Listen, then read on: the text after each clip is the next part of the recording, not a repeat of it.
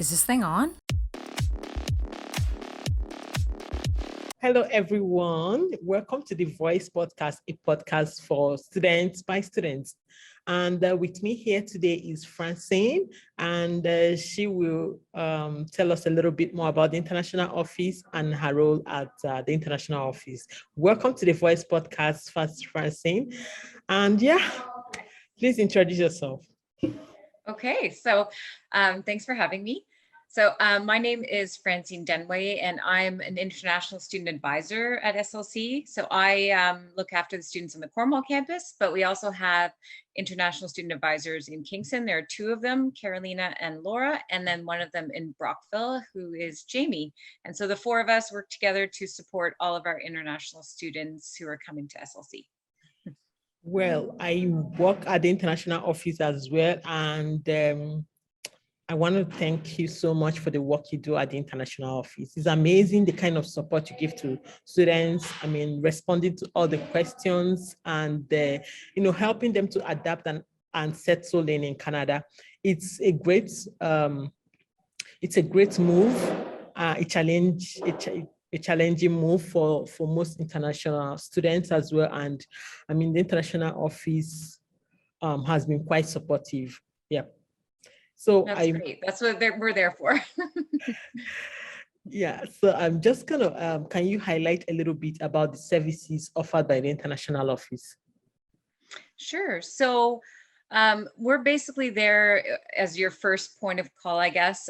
So we start before you even get to Canada. So, we provide information, we provide pre-departure sessions to help students prepare to come to Canada. Once they get here, we do orientation. We provide immigration advice, workshops.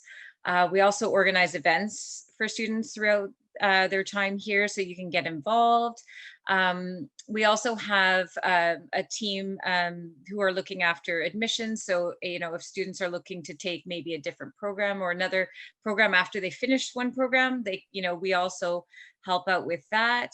And if students just have no clue who they need to speak to, or who takes care of what, you can always come to the International Office and we can point you into the right direction, or point to the right person who can help you out. That's amazing. I mean, the services offered by the International Office. You've mentioned that students can come to the International Office. So where can they find the International Office, and how can they connect with the International Office? So on the Kingston campus, it's basically found on the ground floor between the bookstore and the cafeteria. In Brockville, it's in the main building on the second floor. And in Cornwall, if you just head past student services on the ground floor of Molinet, you'll find it there. So basically, if you're there in person, you can obviously come and visit. If you want to get in touch with us virtually, either if you have questions about, let's say you need a document for an application, for an immigration application, or you need, a letter of enrollment or something like that, you can email our main international email address, which is international@sl.on.ca. And they'll be able to help you out with, sort of general questions, or, any documentation you need. And then also we have our international student advisors, and we each have our own email address. It's all listed on our website. And if you have any doubts at all, or you're not sure who your international student advisor is, if you email that main international email address, they'll be able to, send you to the right person. Awesome. So you can get hold of them on their website virtually and at the various campuses. I think it's quite obvious where the International Office is. And coming to Canada, one of the things I heard a lot was about the weather. And I kind of, sometimes when you are not there, when you have not experienced the winter months, it's really a bit hard to visualize what that feels, right? So I Yeah. went online to search a lot of materials and what people were saying about how cold it was, but I'm just want to ask now, what kind of things should students pack when traveling to Canada?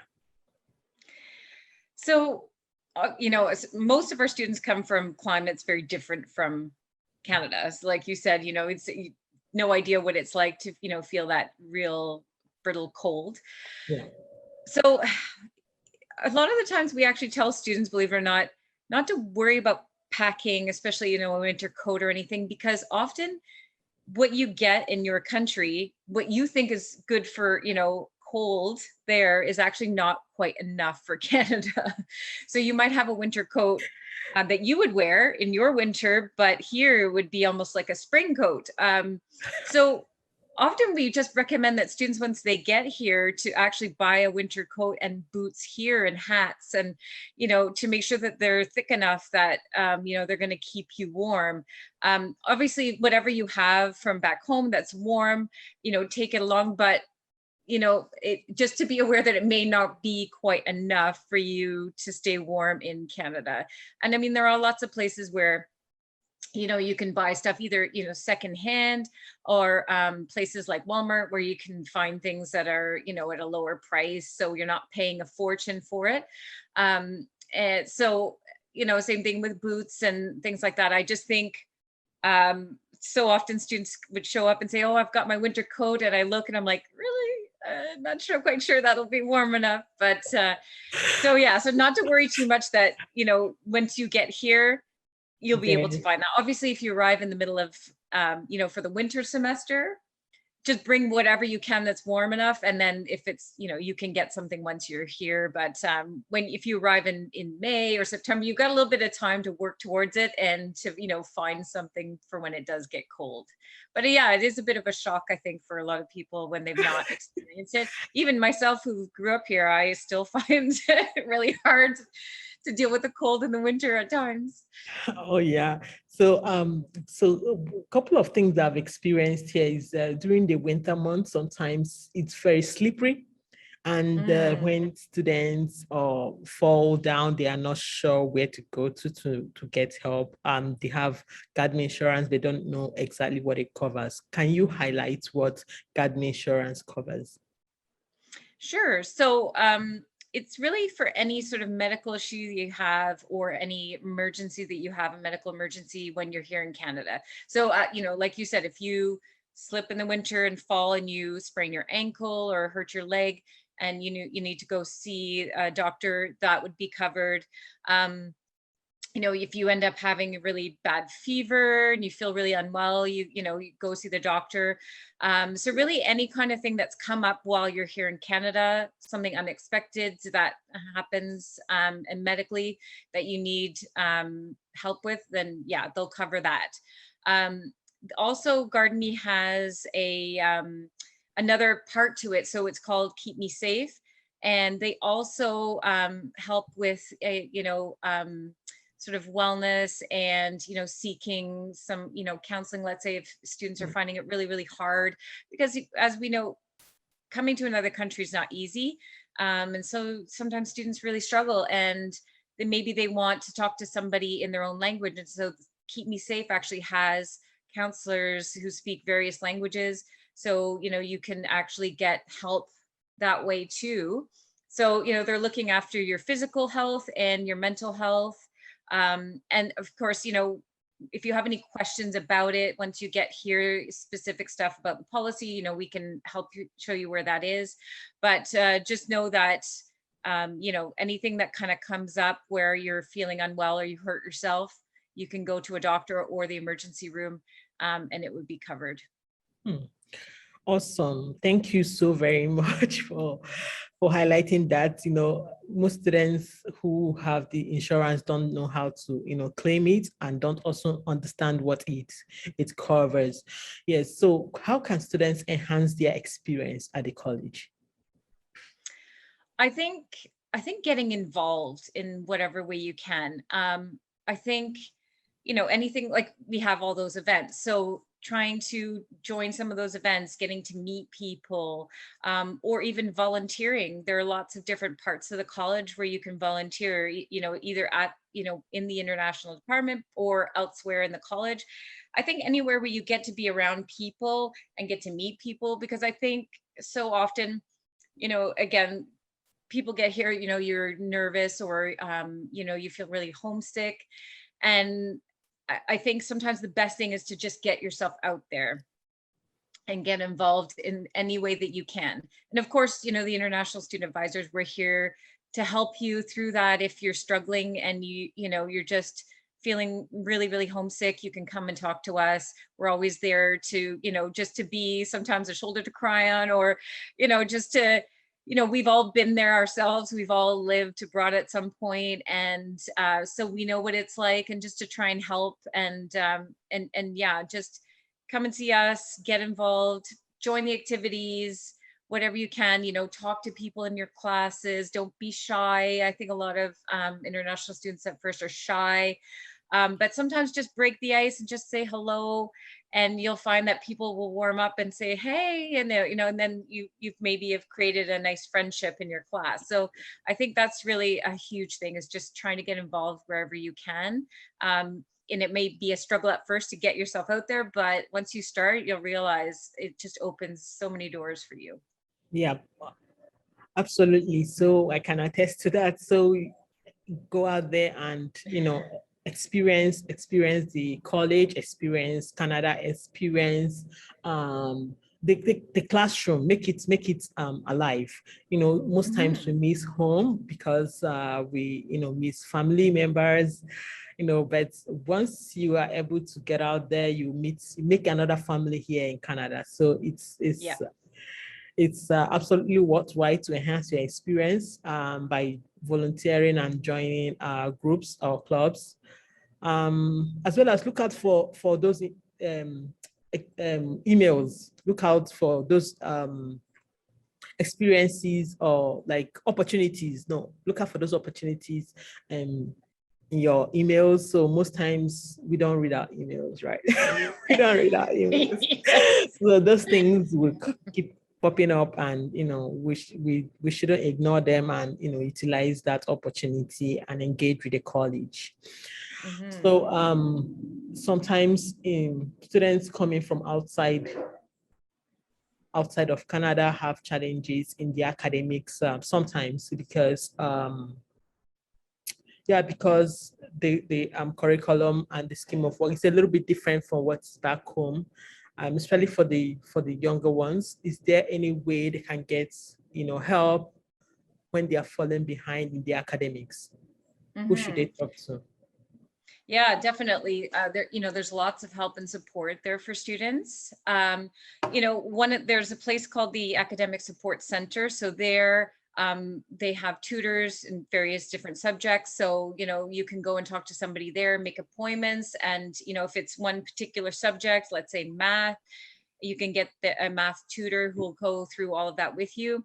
We also have our student success facilitators who are great, who are there just as like sort of a general support. They can help either, with like time management, or, how to do tests, explain a little bit more about how the academics are here in Canada, how that works.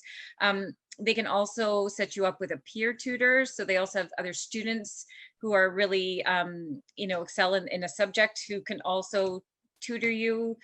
So there's just lots of support in lots of different ways. So I think the biggest thing is, don't be shy, reach out.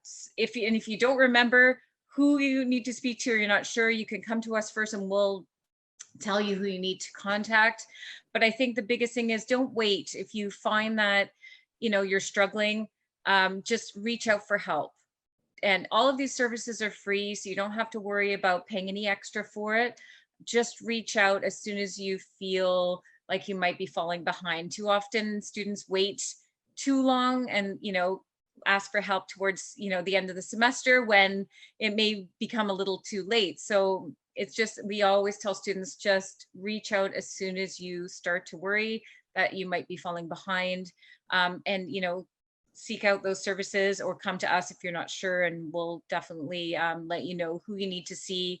And there's so much out there that I think a lot of students don't realize. So many different services, and so that's what we're here for too, is to sort of point you in the right direction, let you know who you need to see, and what types of supports are out there.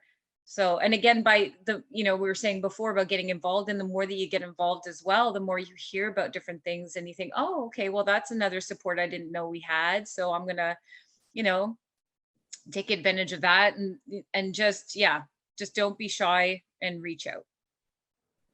Can I attest to the support that the college have for students?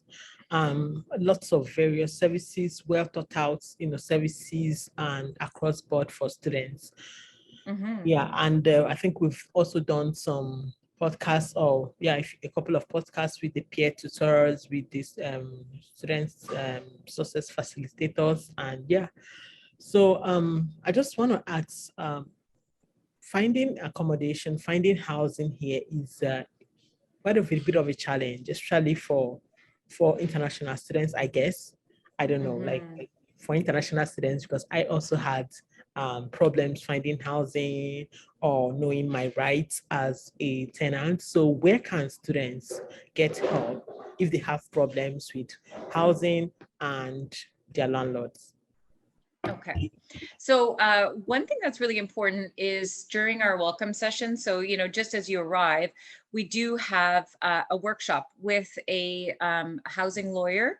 And it's a really good idea to go to that workshop to understand a bit more about leases, what they are, and what your rights are, so that you're a bit better prepared. In the international office, we can help support your search for accommodation, by giving you links to maybe different websites you haven't heard of, or sometimes if we happen to know students who are looking for a roommate, we might be able to make those connections if we happen to know. One great thing is that we are actually hiring a housing officer who's going to be specifically working on that, to be able to support students. So that's going to be really wonderful. And that's going to be happening, I think, within the next month or so. So that we're really excited about that. In every community, there are legal, it's basically called legal aid. So it's free services for, like students would apply basically to this because you make under a certain amount of money per year because you're a student. And so, if you ever have trouble, you can come and talk to us. We might be able to give you some advice. And if it gets to the point where you might need legal advice, then there are lawyers that you'd be able to go and see and get legal advice from as well. So, first point of contact would be us if you have any trouble, and then we'll be able to either, like I said, try and help you sort that out yourself if it's possible, or refer you to a lawyer. And then our new housing officer will, be able to help out when he or she begins their new role. So we're really, really excited because that's going to be another great service for the students. That's amazing. That's amazing. A lot of students have challenges with housing, I tell you, a lot. So that's amazing to have like a dedicated staff that would always be available to assist students understand their rights and also help out in finding housing for them. So this period of time, people are talking about filing taxes. For me, I've never filed tax back home in my country, so this is quite new for me. So how can students file or get help to file their taxes? Well, through the international office, we do organize some information sessions. So we have a representative from the Canada Revenue Agency, and they're the ones who basically handle all of that. And so they will explain to students what, why do you do this, like how it works, and giving them tips about how to file their taxes. There's also a lot of places in each community where you can actually go and get a free service for somebody to file their taxes for you. So it's, you know, if you're unsure about where to go, you can contact your international student advisor and we can give you that information. But, you know, that's a great thing as well, to have some of these local areas where you can go and get someone to do it for you. And also there, you know, there are a lot of programs basically where you can file your own taxes. It might be a bit daunting at first because, like you said, and a lot of people, they've never had to do that before. So maybe, you know, the first time you might want to get someone to do that, but maybe the second time you might feel comfortable doing it yourself online, and it's free. That's actually what I do now. I file my own taxes online. I use one of those programs. It's You really easy. do? Yeah, it's actually a lot easier than I would people like think. to learn. It's really, because it prompts you. So it tells you, oh, you know, please put Time. this information in, then this information. Oh, do you have this? And so it actually makes it quite easy to do. So, you know, that's something that as people progress, they might want to do as well. So I guess it's just letting students know that, you know, there's lots of opportunities out there, and they're free. So you don't have to worry about spending money. Of course, there are places where you can spend money, but you don't have to. And yeah, so joining one of the workshops that we organize is great if you get the opportunity to. And if you don't, again, and you're not sure where to go, contact us and we can give you the information of where you can go locally and get, you know, a free service to be able to file your taxes. That's amazing to know. That's amazing to know. I didn't know all this before now. There you go. Thank you so much for giving us that insight. So very soon, a lot of students will be graduating. So how can they continue to engage with the college after graduation? Well, we do have an alumni office, and that's their whole job basically, is keeping our alumni engaged. You know, they'll be able to sometimes help facilitate like reunions, or there are opportunities to volunteer as well. So, you know, if an alumni wants to, you know, look at opportunities to volunteer still with the college, they can, and the alumni office can help you with that. Also, if, you know, students, not students, alumni, once you graduate, some people, you know, do very well out there financially and they want to give back. So if they want to donate, you know, to future students, that's something that they can do as well. The alumni office, basically, once you are graduating, they get in touch with every student and they let them know what the alumni office does, you know, how to get in contact with them, and, you know, just different ways to stay connected. So, you know, just look out for that once you're graduating. And if it's something that you really want to do, which we always love, definitely, you know, keep in touch with the alumni office and they'll let you know what's going on. You know, sometimes we still get alumni come to our classes and talk to students and, you know, in the program that they took and say, you know, this is what I did and now I'm out there and I'm doing this job. And so, yeah, there's lots of different opportunities, and the alumni office would be the place to go and speak to somebody about it. That's amazing. So this one is just gonna be well, a personal question. Okay. So I know you're really very busy, very busy. So how do you distress? How do you relax? Relax. Well, I think exercise helps for sure.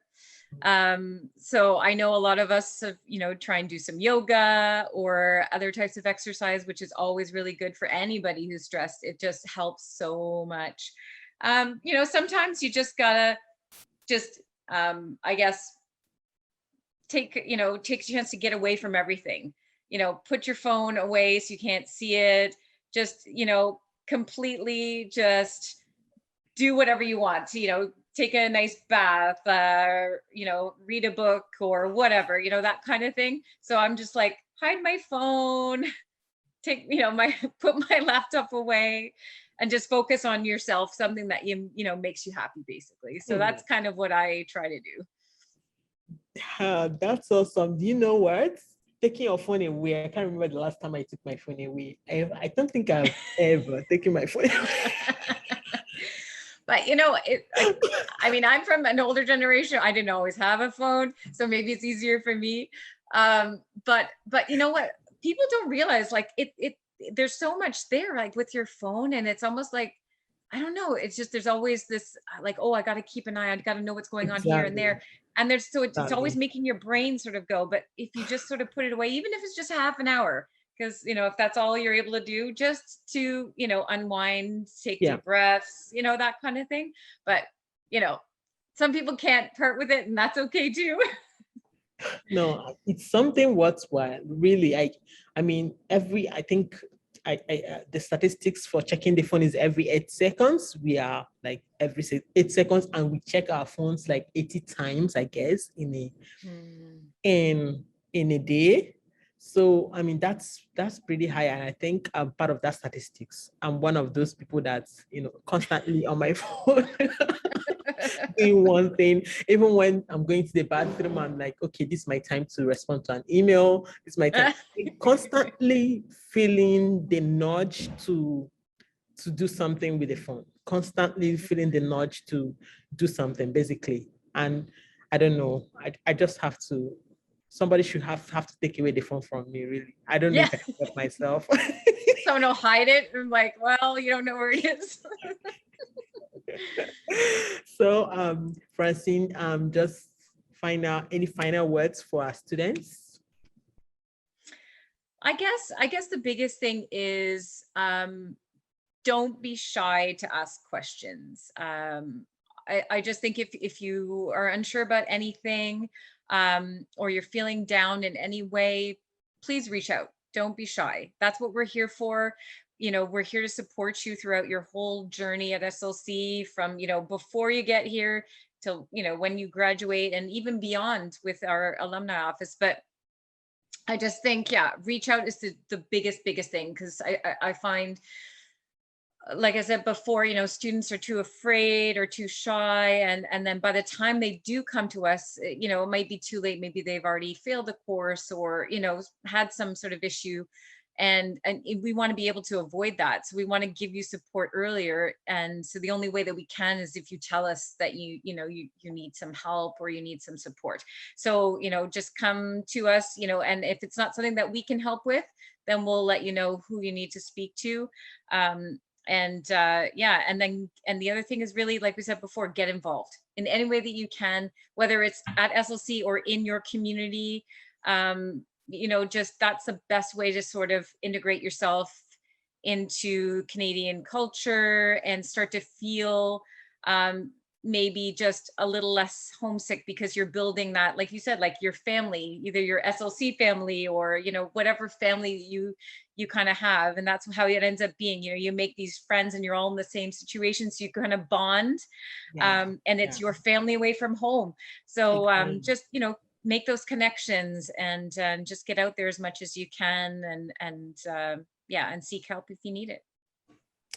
Thank you so very much.